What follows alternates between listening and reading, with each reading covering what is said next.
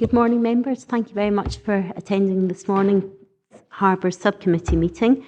Can I just firstly remind everyone present that the meeting will be recorded and that the recording will be subsequently be available for public listening. And can I ask everyone present to put their phones onto silent or airplane mode to avoid complications with the PA system. So my first item is any apologies. Thank you, Chairman. We have 4 members present this morning. 3 apologies from Councillors Gilroy, Justine and Ingalls. Thank you very much. And I wonder if I may ask a silly question before the committee actually starts. Most of the harbours are in the west of the region. yes. Why are we holding the committee in the east of the region? It seems when most people seem to come for that end, and most of the harbours are, if we ever go on site visits, it'd be handier. So just question. I have actually asked that question myself, and I've been advised that because there's no recording equipment available in the council chambers in Stranraer, that's why the meeting is being held here today. However, I have asked if we can look into the option of getting recording equipment, even if it's temporary, so that the committee can be held at a different location. So we can come back to you with that question. Don't know if there's any other thing to add to that. If there's any other. The area committees aren't recorded, so that's why that the area committee can take place in Stranraer. Is that okay? Yeah. Okay, thank you. Are there any declarations of interest? No. Okay, so we'll move on to item 3, which is the delegation to Harbours Sub Committee and the report by the Director of Corporate Services. The purpose of this report is to provide information on the delegation to the subcommittee as agreed by full council on the 23rd of May 2017. This is a procedural report for the committee members to note the remit given to them to fulfil the council's role as duty holder in accordance with the Port Marine Safety Code for the 5 harbours for which the council is responsible, namely Kirkcudbright, Stranraer, Port William, Isle of Whithorn and Garliston. Do officers have anything to add to the report? Chair, nothing to add to the report, no. And do members have any questions on the report? No. So I will move to the recommendation, which is we're asked to note the remit of the Harbours Sub Committee as detailed in 3.2. Okay, thank you. On to item number 4, which is the approval of the Dumfries and Galloway Council Harbours Marine Safety Management System. So the purpose of this report is for the subcommittee to consider version 6 of the Council's Marine Safety Management System and approve it for use. The previous version of the Safety Management System was approved by the subcommittee, and over time this dynamic document has developed, including edits to respond to the findings arising from the marine navigation risk assessments undertaken. I can also add into this, in terms of the appendix, I have further information from officers. However, Appendix G, which is not in your papers, is incorporated within Appendix H. Appendix K is actually available upon request due to the size and nature of it has not been included, and Appendix L is not available presently because it's still being completed, but it will be available once it is. And I have also been asked to note that all these appendixes, because of the level of detail, they're not required to be looked into detail by members, and that they're not required to be reviewed by duty holders. But I will pass over to the officers to add to the report. I would just add to what you've said, Chair, on the appendices. The whole document is a dynamic document, the safety management system. It's gone through a number of iterations and been through committee on a number of occasions, and it's very much a working document used by the Harbour Master, the Regional Harbour Master and his staff. It's a document that's developed over time to ensure compliance with the Port Marine Safety Code, and that's why some of the appendices are still in the course of being developed. And we can certainly bring back, certainly this committee would get to see regularly when we update the text of the document, and we would like to give you access to any of those appendices that you feel would be appropriate over and above that But as the Chair has said, the designated person, David Foster, whom some of you met yesterday at the training session, has advised that the kind of level of detail in the appendices is probably beyond that which the duty holder needs to scrutinise, but it's certainly there. If we want to do that, we can make the documents available and we can make them available online as appropriate. Okay, thank you. Do members have any questions on the report? No. In that case, I'll now move to the recommendation, which is, if I read it out, members are asked to agree the latest version of the safety management system as detailed in paragraphs 3.1 to 3.3 and contained within the appendix. Thank you.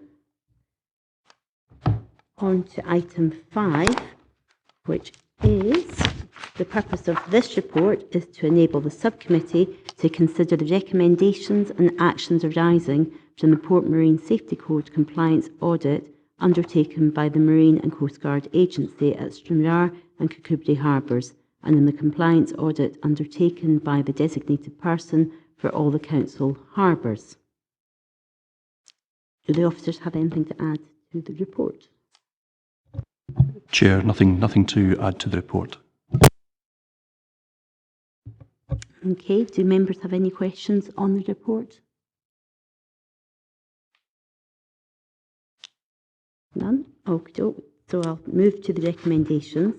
So members are asked to note in 2.1 that following the reporting of the Port Marine Safety Code compliance audit undertaken by the Maritime and Coastguard Agency on the 3rd and 4th of October 2016 for Stranraer and Kirkcudbright Harbours to this committee on the 28th of November 2016. Table 1 details a further update on actions by the Council. And 2.2, the recommendations of the Port Marine Safety Code compliance audit undertaken by the designated person on the 7th to the 8th of March 2017 and the actions being undertaken by the Council, all as detailed in Table 2. Is that noted? Okay. Thank you. On to item 6, flying through here. So, item number 6, the update on the Harbours order for Stranraer and Loch Harbour and Kirkcudbright Harbours. The purpose of this report is to provide the subcommittee with an update on the preparation of harbour revision orders for Kirkcudbright and Stranraer Loch Harbours. In addition, the report seeks the subcommittee's approval for the proposed harbour extents and the proposed management of safe navigation within Loch Ryan. Do the officers have anything to add to the report? Maybe just a bit of an update, Chair. This, particularly in relation to Loch Ryan and the harbour revision order there that's proposed. It's been an issue that's been running on for a number of years with the Council, and part of that has been to do with the negotiation with the MCA, the Maritime and Coastguard Agency, and the Marine Accident Investigation Branch on the exact extents within Loch Ryan that the Council would be willing to take on under a harbour revision order. And as an update on that, and the report's quite detailed in some of the history and the detail that has gone to the MCA in that kind of negotiation, it's also involved Transport Scotland as the authority that would effectively run us through the statutory processes to publish a harbour revision order.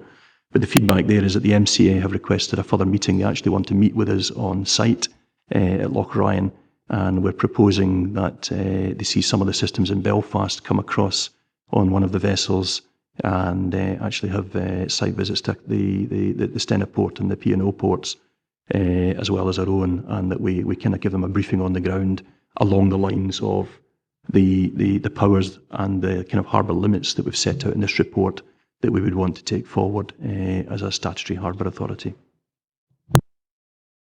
Okay, thank you for that. Do members have any questions on the report? Yes, Councillor Brodie. Yeah, nobody seems to be asking any questions, so we better get through the meeting. Let's have some questions, right? Obviously, the harbour revision order in Loch Ryan has been going on for a number of years, and it must be a difficult situation because obviously we would have come to a conclusion much before now if it was simple. If we don't go for a harbour revision order, what are the other options if we don't go for that? Thank you, Councillor. Just bring this a wee bit closer. Yeah, at the moment, the authority are, we believe what's classed as the de facto harbour authority for the whole of Loch Ryan. We have limited powers, but we potentially have the responsibilities that go with being a harbour authority for the Loch. Take it back to the challenge, or I would say challenge set by the MCA following the fatalities in 2003 and the reports in 2004 that led to the recommendation to establish a single harbour authority for the whole of Loch Ryan. In that time, we have determined that we are, from very historical legislation, potentially the harbour authority. But also in that time, the MCA have not objected to the establishment of two cutouts within Loch Ryan for Loch Ryan Port and Port of Ryan Limited, the Sederunt P&O facilities. So our concern is that unless we get something sorted, and when we were talking about our recommendation, it was 2004, so it's 13 years ago, unless we get something sorted at some point in the future, if there is an incident on the Loch, however caused, then the council, Stena, P&O will all be, in the papers for not having sorted this out. So this is our keenness to keep progressing this. The report makes the recommendation that the council take on the responsibility for the southern half of the Loch only. The northern half of the Loch, we don't have the skills and expertise to be directing ferry traffic in and out of Loch Ryan, and we feel that that's not appropriate for our skill set. Having to evidence why we feel that it's not appropriate that we take on, we undertook a navigational risk assessment, which identified very low risks generally in Loch Ryan. The only potential high risk or slightly high risk was a collision between two ferries. Mainly because of not because of the likelihood, but because of the consequences. But the operating procedures that the ferries have been operating in terms of having agreements to how they navigate through the top end of the Loch, the changes in the ferry operations, so we no longer have high-speed craft, we have fast ferries, we don't have the catamarans and so on. We believe that, and in conjunction with a navigation risk assessment, that it is not necessary to have a statutory harbour authority for the northern half of the Loch. The MCA presently haven't been persuaded of that. If we promote a harbour revision order which just assumes responsibility for the southern half of the Loch, Transport Scotland may end up having objections from the MCA, which they are reluctant to overrule and give us a harbour authority for the southern half of the Loch. Does that answer your question? No. Just to follow up on that one then, obviously the ferry companies are involved as well. How do we share responsibility with them in a harbour revision order? Is it a joint responsibility, or do we take on the full responsibility? For the southern half of the Loch, it would be solely the council responsibility. There is no ferry traffic, obviously, progressing below the Wig. Nothing goes south of the P&O facility.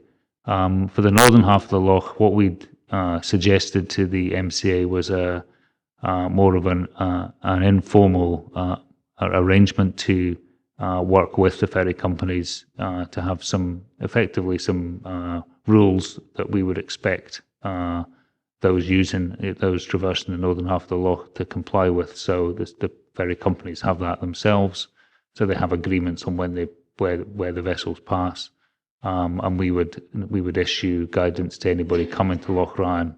So there is an example of a possible option given in the committee papers. In the last page is a code of practice for Loch Ryan. Sorry, there's a code of practice for Loch Ryan on page 175, and it's suggesting that anybody who is entering the Loch and heading to Stranraer sticks to the western half of the Loch out with the deep water channel, and thus they're not going to conflict with any ferry traffic. any sailing boats would be recommended to use their motors to, use their engine facility to navigate the northern half of the loch to access Stranraer. The challenge a little bit in this is that it's making sure that everybody who's coming to Stranraer is aware of this. But realistically, we have a big advantage in that because Stranraer is out of any route to, if you're sailing around the west of Scotland and you want to berth in Stranraer for the night, you're unlikely to sail down to Stranraer Harbour without first making contact with the harbour to see those facilities available, berthing facilities available for the night. So in that time, the information could be supplied. But it's this level of discussion that is required with the MCA to try and get them on board, so to speak, to support this approach. So the northern half of the loch would be a shared arrangement, but not a single statutory harbour authority. Thank you. Is there anything else to add to that? Yes, Councillor Young. Just to add, has this been the Council's position since 2014 that they would only wish to have authority over the southern half, or has it been the Council's position for longer than that? I would need to do a little bit of review of the history, but there's certainly been changes over the last number of years between the council becoming the responsible authority for the whole of the loch, and then a decision went to committee that we would be the responsible authority just for the southern half of the loch. The recommendation from our designated person and what was presented to committee in 28th November and what we took to the MCA was the council was responsible for a very small area around Stranraer Harbour. So in a similar way that Sederunt and P&O have a small area, which can be seen on page 177, Sederunt and P&O have small areas around their individual harbours, and beyond that, they don't have responsibility. We'd suggested the same thing around Stranraer Harbour for the council, and the meeting that we had with the MCA on the 4th of May, they were reluctant to allow that and suggested that we should take the southern half of the loch.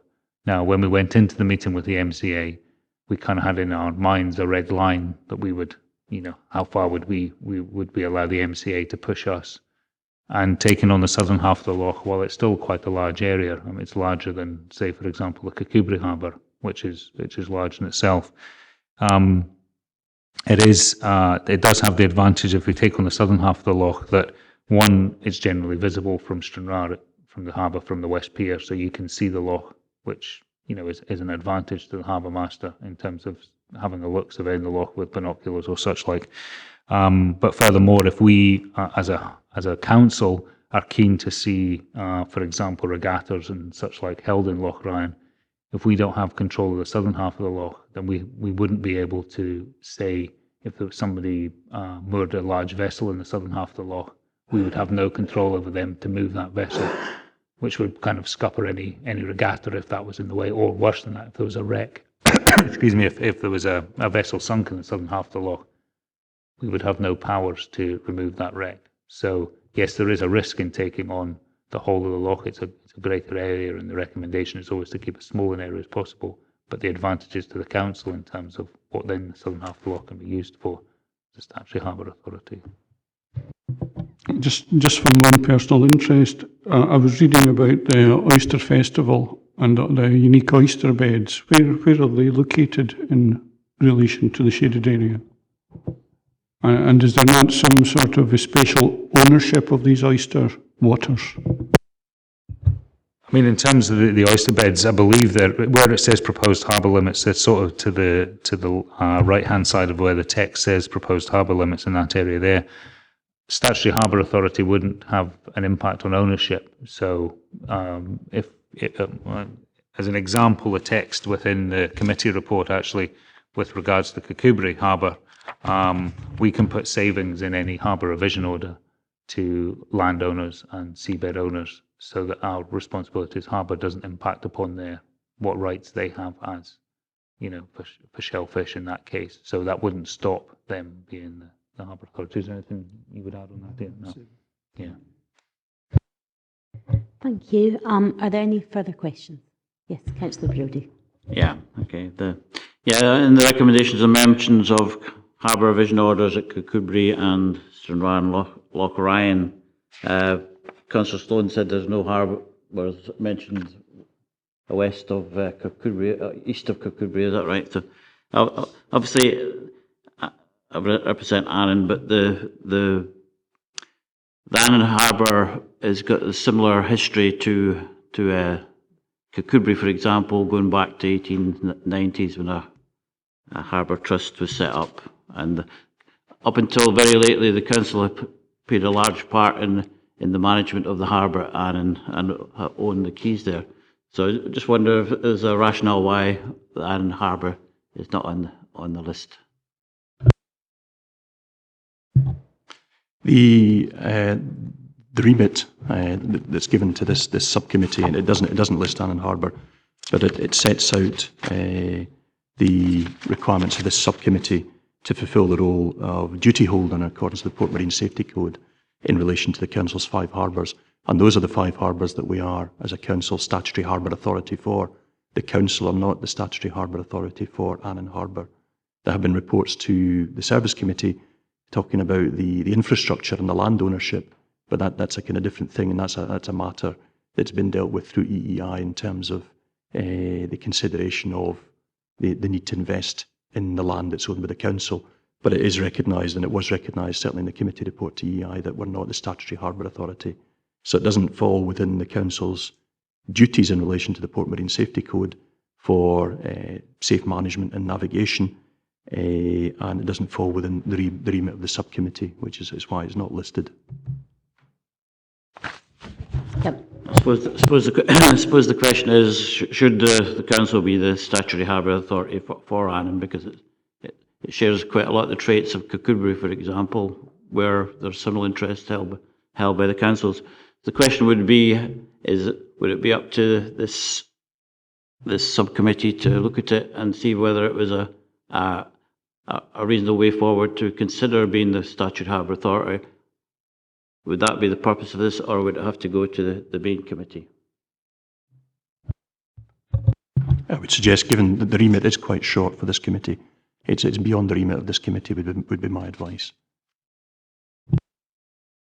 Certainly that's the advice I've been given as well, that it's not within the remit of this committee to make any decisions regarding Annan, because it's not named as one of the harbours that this committee is responsible for. So that the governance answer would be that it would go to the main committee? The governance answer is it's not within the remit of this committee, however it would be a matter for EEI committee. Just a final question on that then. Does the committee have any locus on what its remit is? Can it make recommendations to the main committee of what its recommendation could be? The delegations of this committee are all agreed by full council. That's question. So, but does we have a locus to say to the full council that we should be looking at this or not? I guess I don't know when there's next going to be a report up on Annan at EEI or when that's scheduled, but perhaps that could be looked at then. The governance documents, as you're probably aware, are all handled through the Standing Orders Subcommittee, which then makes recommendations to full council for any subsequent changes. I think in order just to reiterate that, we can only discuss what the remit is of the subcommittee, and the remit of the subcommittee is quite clear insofar that it names these. So any information will need to go back, as I say, to EEI or to full council. So, as I say, unfortunately, we're not able to discuss in terms of details of Annan, but we can discuss the harbours that are in the remit. Is that correct? Yeah. But thank you. Any other questions beyond this? Yes. Different subject. Obviously, there's. I haven't read the training yet. Is there a reference to the sort of financial side of the committee? And I suppose one of our jobs should be to ensure we're getting value for money for whatever what our budget is. Is that part of our remit to scrutinise the budget? I think in terms of it can be, it's certainly not something we've brought to the subcommittee before, but we could provide a report on details of the budget and how we're utilising the budget and the costs. And it's certainly, I would imagine, in terms of the role of the duty holder, it would not be inconsistent to consider some of these financial matters in terms of the budget. The influence over that, I'm not sure we can think about that, but certainly the scrutiny of that could be something that could be considered with the subcommittee. Okay, any further questions from anyone? Oh, no, thank you. So I will then move to the recommendations of item 6, which members are asked to note the progress with the development of the Harbour Revision Order for Kirkcudbright as detailed in paragraph 3.3 to 3.6. Are they noted? And 2.2 to note the progress with the development of the Harbour Revision Order for Stranraer and Loch, including the recent meetings with the Maritime and Coastguard Agency as detailed in paragraphs 3.7 to 3.9, and to agree the proposed harbours extents in Appendix 5 and management of safe navigation within Loch that will allow the progression of the Harbour Revision Order as detailed in paragraphs 3.10 to 3.12. Thank you. So on to item 7, which is any other business deemed urgent. I have been asked by the officers to arrange a day for the harbour site visit in advance of the next subcommittee in October, and I would encourage members to attend this event as part of the process of familiarisation with the harbour's operation and as an opportunity to meet the harbour staff. There is a proposed date that's been put forward for August the 24th.